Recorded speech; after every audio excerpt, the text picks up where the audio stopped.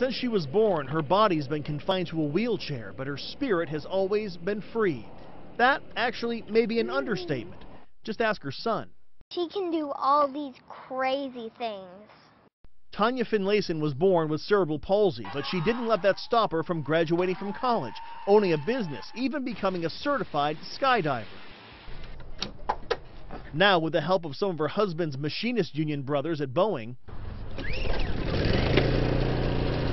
Tania and her generator-powered wheelchair are off on her next adventure.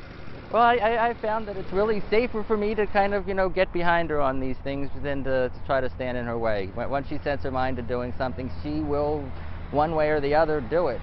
Tania's riding 300 miles from Everett into Oregon to raise money for seeing eye dogs. Despite all of her disadvantages, like having to communicate through a computer keyboard, she knows things can always be worse. I reflected on how lucky I was to have my sight, and the independence that it allows me to have. At Tania's side will be her husband on his bike and her son in the union support van. 7-year-old Michael is Tania's greatest accomplishment.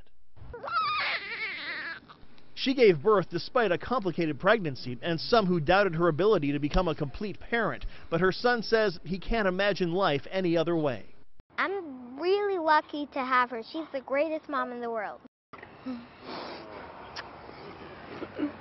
Tania's been training for months. She expects to travel the 300 miles in 4 15-hour days. The time in the chair will take a toll on her body. It'll be hard, but she says that's the point.